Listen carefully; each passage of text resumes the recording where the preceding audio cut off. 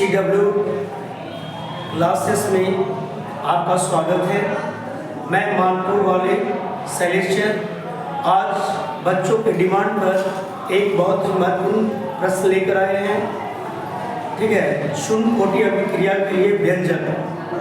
ठीक है, यानी शून्य कोटि अभिक्रिया के वेग स्थिरांक का व्यंजक पूछने की इस बार संभावना है, क्योंकि कई बार प्रथम कोटि अभिक्रिया के लिए वेग स्थिरांक का व्यंजक पूछ चुका है। ठीक है, तो इस बार चांसेस है कि शून्य कोटि अभिक्रिया के लिए वेग स्थिरांक का व्यंजक प्राप्त है। ठीक है, तो देखो शून्य कोटि के लिए व्यंजक प्राप्त करने के लिए पूछे या प्रथम कोटि के लिए पूछे, दोनों बनाने का एक ही तरीका है। ठीक है, थोड़ा सा डिफरेंसेस रहेगा लेकिन बनाने का तरीका सेम है। अगर आप शून्य कोटि अभिक्रिया के लिए वेग स्थिरांक का व्यंजक प्राप्त कर लेते हैं तो प्रथम कोटि अभिक्रिया के लिए वेग स्थिरांक का व्यंजक या प्राप्त कर लेंगे, यानी बनाने में आपको बहुत आसानी होगा। जैसे देखो, इसमें सबसे पहले क्या करना है, सबसे पहले कोई रासायनिक अभिक्रिया लेना है। ठीक है, जैसे मान लो कि रासायनिक अभिक्रिया क्या है, A से ऐसे B है।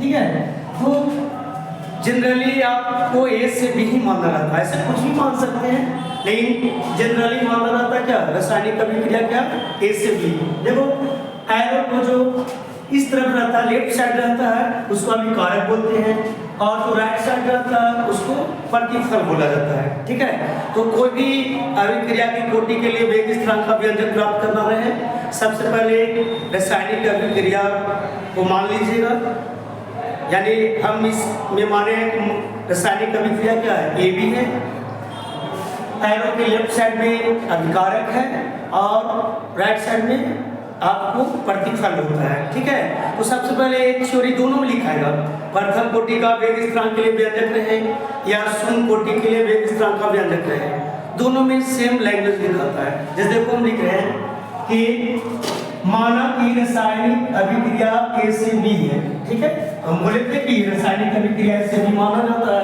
तो इस तरह से रासायनिक अभिक्रिया क्या माने, A से B माने। ठीक है, तथा अभिकारक एक का प्रारंभिक सांद्रण स्मॉल a है। ठीक है, ऐसे आप x y z कुछ भी मान सकते हैं, लेकिन ज्यादातर अभिकारक का प्रारंभिक सांद्रण जो माना जाता है, जो शुरू में भाग लेता है, उसको स्मॉल a माना जाता है। ठीक है, जो t समय के बाद बदलकर क्या हो गया है, t समय के बाद बदलकर क्या हो गया, a माइनस x हो जाता है। ठीक है, यानी समय के साथ अभिकारक का मान घटता है और प्रतिफल का मान बढ़ता है। जैसे देखो यहाँ प्रारंभिक समय में जब समय 0 था, यानी अभिक्रिया भी शुरू नहीं हुआ है, तो समय 0 है, तो जब समय 0 है तो अभिकारक का सांद्रण क्या है, A है। जैसे कैसे होता है कि आप क्या डालडा कढ़ाई में लेते हैं तो पिघलना शुरू कर देता है, जब गर्म करेंगे तब ना पिघलेगा, और क्या रखेंगे आप पिघल जाएगा, कुछ समय लगेगा। तो इसी तरह से प्रारंभिक समय में कुछ लेते हैं उसको अभिकारक बोलते हैं। ठीक है, तो यहाँ प्रारंभिक समय में क्या लिया गया, स्मॉल a लिया गया जो अभिकारक का सांद्रण है, लेकिन अभी अभिक्रिया शुरू नहीं हुआ है। क्यों, क्योंकि अभी समय क्या है, 0 है।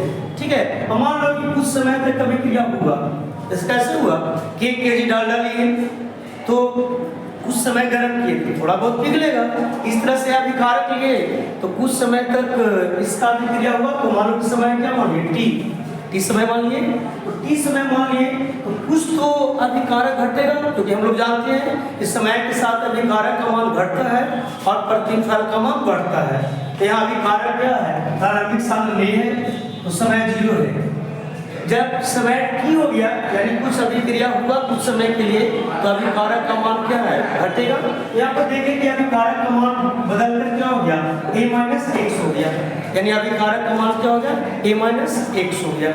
ओके, तो प्रतिफल बना होगा कितना, तो प्रतिफल बनेगा x। जैसे अगर हम 1 kg डालडा लिए, अगर 100 ग्राम पिघला है तो 100 ग्राम पिघला है तो बचेगा क्या, 100 ग्राम को घटा देंगे। इसी तरह से इसमें आपको प्रतिफल अगर x बनेगा तब तो अभिकारक बचेगा a माइनस x। यहाँ तक आप समझ गए होंगे। तो शुरुआती जो प्रारंभिक जो हम लोग स्टेप लेते हैं यही लेते हैं। ठीक है, या तो प्रथम कोटि हो या शून्य कोटि हो, यही लिया जाता है। क्या लिया जाता है, A। मानक की रासायनिक अभिक्रिया A B है तथा अभिकारक A का प्रारंभिक सांद्रण A है जो t समय में बदलकर a माइनस x हो जाता है। ओके, ठीक है, इस मान लिए A से B है और v क्या है, प्रतिफल है, a अभिकारक है, ठीक है। जब समय 0 है तो अभिकारक a का प्रारंभिक साधन है, जब समय t है तो अभिकारक a का साधन घटकर क्या हो गया, -6 हो गया। अब हम लोग जानते हैं कि अभिक्रिया का जो वेग होता है अभिकारक के सांद्रण परिवर्तन के दर का समानुपाती होता है, ठीक है। तो देखो यहाँ पे है अभिक्रिया का वेग समानुपाती अभिकारक का सांद्रण परिवर्तन, ठीक है। यहाँ पर अभिकारक का सांद्रण परिवर्तन क्या हुआ है, a-6 है, ठीक है। तो अभिक्रिया का वेग का सूत्र होता है, यानी इसका होता है, ऐसे तो होता है x/t, होता है x/t, ठीक है। तो यहाँ पर एक लिए है क्या, dx/dt, यानी एक छोटा सा सांद्रण परिवर्तन को लिए है, यानी एक छोटा सा सांद्रण, क्योंकि जहाँ पर d लगाते हैं तो डिफरेंशिएशन होता है, ठीक है। यहाँ d किसके लिए लेते हैं, छोटा सा सांद्रण के लिए लेते हैं। यहाँ पर क्या है, dx/dt समानुपाती है a-x, ठीक है। a-x क्या लिए, a-x लिए अभिकारक का सांद्रण, तो कि देखो a सांद्रण नहीं लेंगे क्योंकि यहाँ पर अभिक्रिया हुआ ही नहीं है, यहाँ अभिक्रिया नहीं हुआ है, अभिक्रिया तो यहाँ पर हुआ, तो यहाँ पर बचा क्या, a-x, ठीक है। तो dx/dt समानुपाती a-x, भाग क्या लेंगे, 0। देखो अगर प्रथम कोटि अभिक्रिया रहेगा यहाँ 1 लेंगे, शून्य कोटि अभिक्रिया यहाँ पर 0 लिए, यानी यहाँ पर सेम चलेगा, और एक बस प्रथम कोटि में 1 ले लेते हैं और शून्य कोटि में क्या लेते हैं, 0 लेते हैं। अब कुछ नहीं करना है, इसका क्या करना है, इंटीग्रेशन कर देना है। तो एक बार देखो लिखे हैं कि यानी dx/dt, अब देखो समानुपाती हटाते हैं तो एक नियतांक लेते हैं, ठीक है। यहाँ पर समानुपाती हटाना है एक नियतांक लिए, यह नियतांक क्या लिए, इस k को क्या बोला जाता है, वेग स्थान, ठीक है। जो k लिए है उसी का नाम क्या है, वेग स्थान, ठीक है। तो यहाँ पर क्या किए, dx/dt इस समानुपाती को हटाए, यहाँ पर एक स्थिरांक लिए k, अब फिर वही लिखिए a-x अर्थात क्या 0, यानी पावर 0। अब इसको क्या करेंगे, हम जानते हैं किसी भी चीज का पावर अगर 0 होता है तो उसका मान क्या होता है, 1 होता है, यानी किसी भी चीज का पावर अगर 0 होगा तो उसका मान 1 होगा। जैसे देखो dx/dt है कि a-x, यानी पूरा का पावर 0 है, पूरा का पावर 0 है, इसका वैल्यू क्या हो जाएगा, ये मैथमेटिकल फार्मूला है सर। इस तरह से dx/dt इसका टू क्या हो गया, ये हो गया, ठीक है। अब क्या किया कि क्रॉस क्रॉस किया, यानी कि सब से गुणा किए तो क्या हो जाएगा, dx =kdt। अब समीकरण 1 इसको मान लिया गया, ठीक है। तो समीकरण 1 को क्या कर रहे हैं, मतलब इंटीग्रेशन कर रहे हैं, यानी समाकलन कर रहे हैं, ठीक है। तो समाकलन किए, समाकलन का एक चिन्ह है, इस तरह से इसे चिन्ह देते हैं, क्या है, dx भाजन क्या होगा, kdt। देखो dx का इंटीग्रेशन में फार्मूला है, dx का क्या होता है, x होता है, यहाँ पर dx x लिखा गया।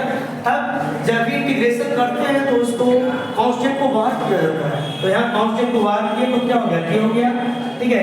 dt का होता है c t, यानी आप ऐसे जानते हो कि dx का इंटीग्रेशन करेंगे तो x होगा और dt का करेंगे तो क्या होगा, t होगा।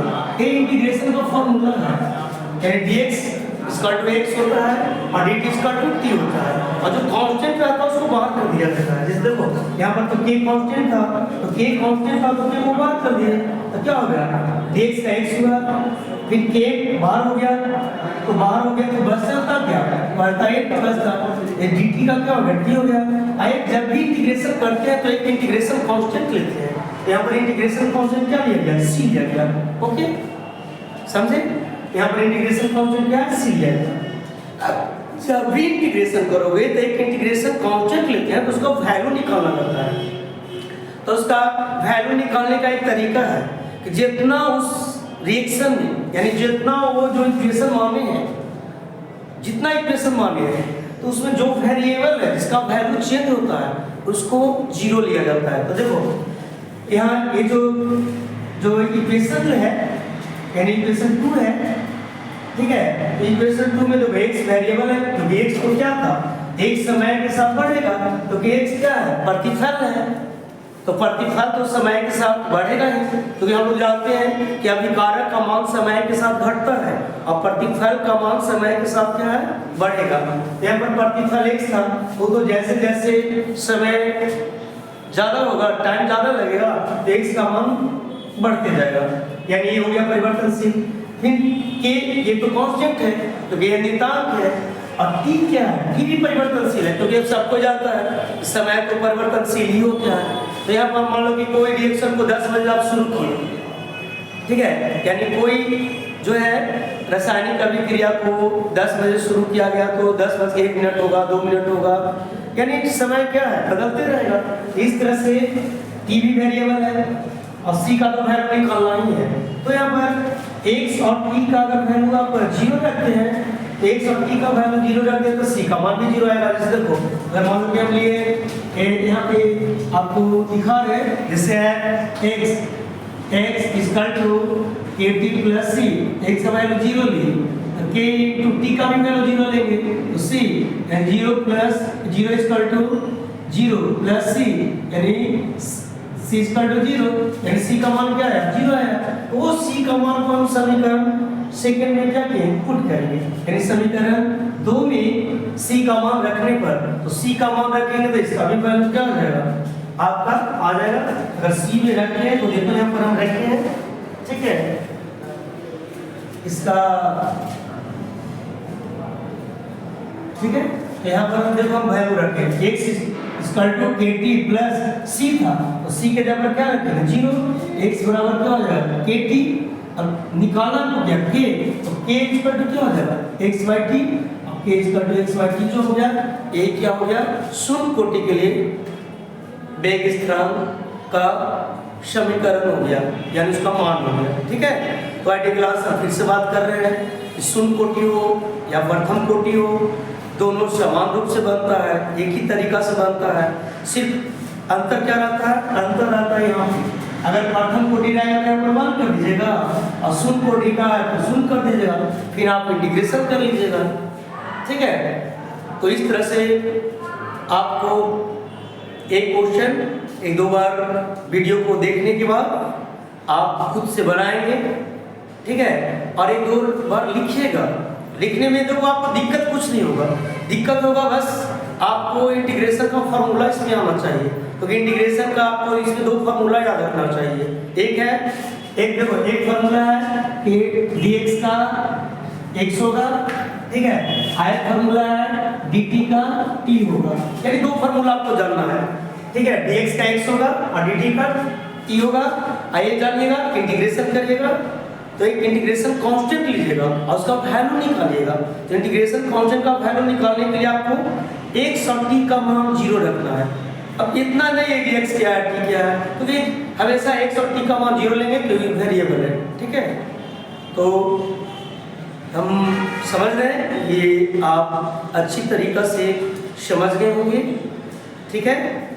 तो आप इस तरह से मेरा जो चैनल है, जो CW है बाय शैलेश केमिस्ट्री, ठीक है, तो उसके माध्यम से आप अच्छा से अच्छा तैयारी कर सकते हैं, ठीक है। तो हम कोशिश करेंगे कि और अगला क्वेश्चन लेकर आए जो आपको एग्जाम में आ जाए। Okay, thank you.